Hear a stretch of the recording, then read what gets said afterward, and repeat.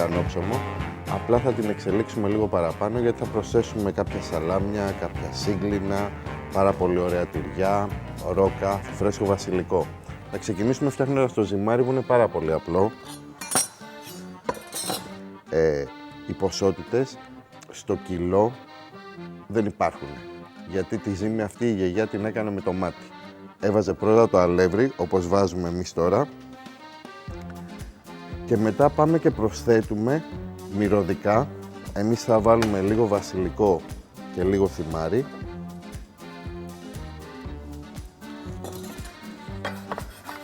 Τα οποία τα ψιλοκόβουμε.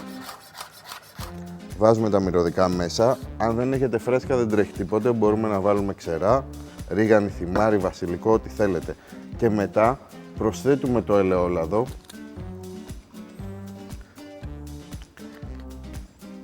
Μετά το λάδι βάζουμε το νερό. Παλιά κάνανε μία λακκούβα στη μέση, όπως κάνανε οι χτίστες παλιά με τον μπετό, και ρίχνανε το νερό στη μέση. Αυτό είναι πάρα πολύ ρομαντικό, αλλά δεν νομίζω ότι ωφέλει σε κάτι. Και μετά απλά με το χέρι μας αρχίζουμε και ανακατεύουμε. Στην αρχή ανακατεύουμε απαλά και όσο η ζύμη αρχίζει και γίνεται πιο συμπαγής, όσο η ζύμη αρχίζει και γίνεται ένα κομμάτι, πάμε και ανακατεύουμε λίγο πιο σκληρά και λίγο πιο γρήγορα γυρνώντας τον μπολ.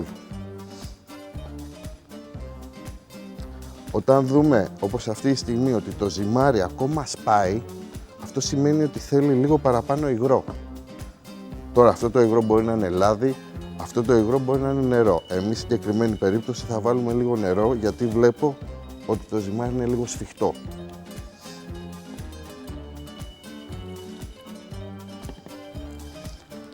Όταν η ζύμη αρχίζει και δένει, τη βγάζω από το μπολ.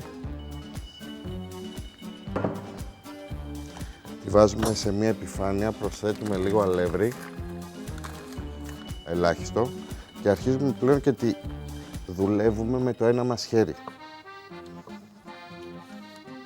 Η σημαντική δουλειά γίνεται τώρα. Μέχρι πριν ανακατεύαμε μέσα στο μπολ.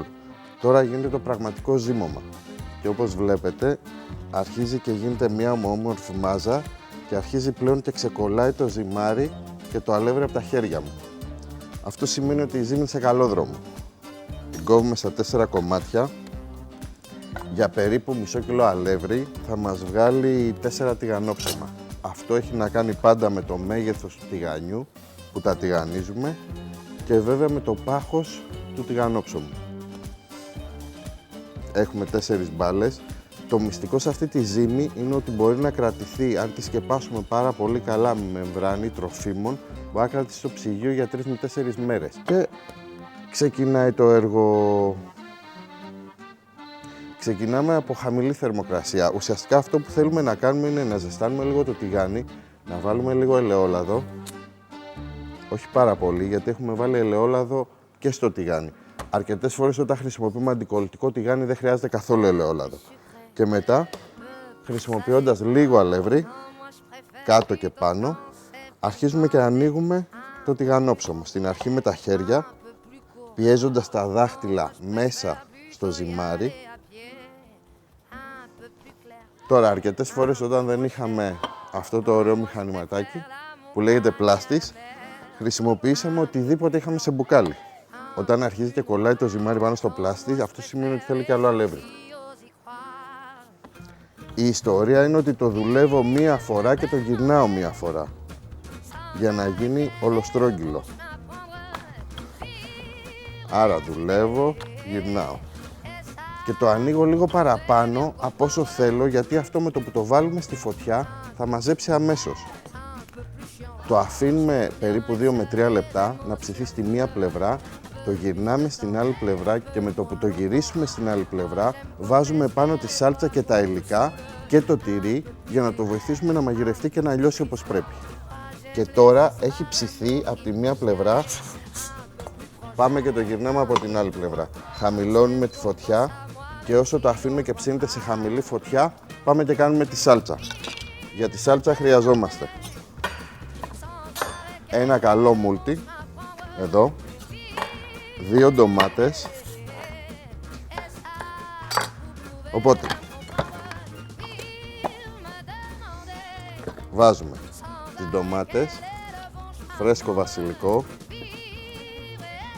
θα βάλουμε λίγο κρεμμύδι,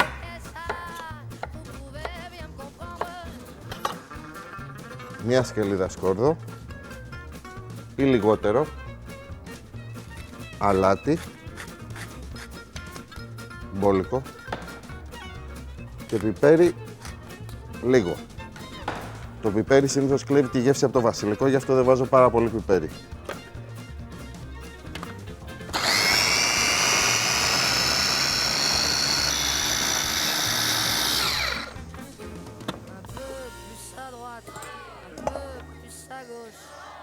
Μυρίζει εξαιρετικά, μυρίζει πάρα πολύ ωραία. Το σηκώνω, το κοιτάω, θέλει λίγο ακόμα το χρώμα του, βλέπετε τη διαφορά στο χρώμα.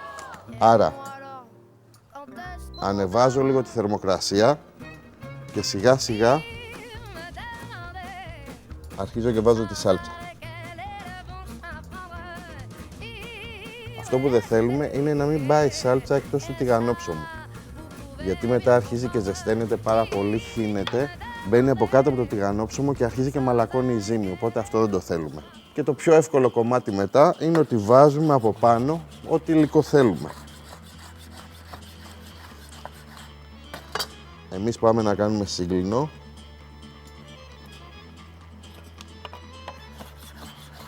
Σαλάμι αέρος. Φτιάχνουμε εξαιρετικό και στη Λευκάδα και στη Δράμα.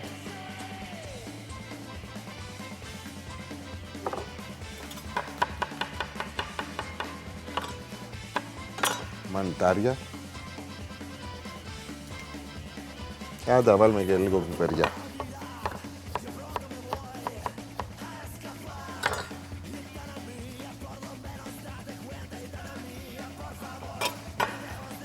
Λίγο κόκκινη.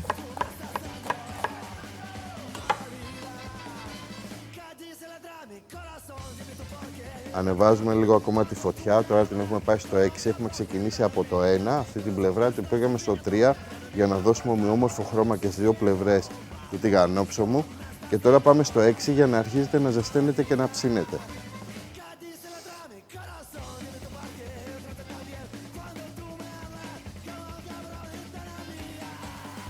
Απλώνω τη γραβιέρα να πάει παντού.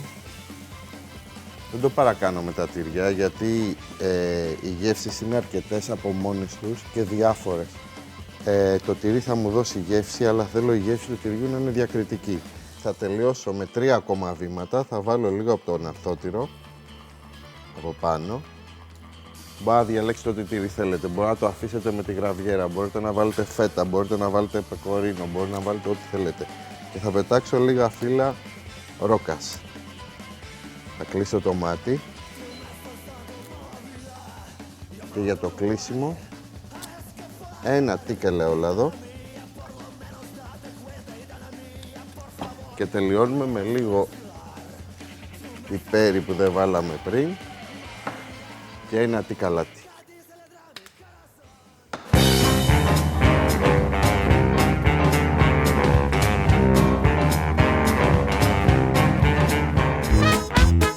Όλα τα προϊόντα είναι μια προσφορά από το σούπερ μάρκετ Βερόπουλος. Πίτσα τηγανόψωμου.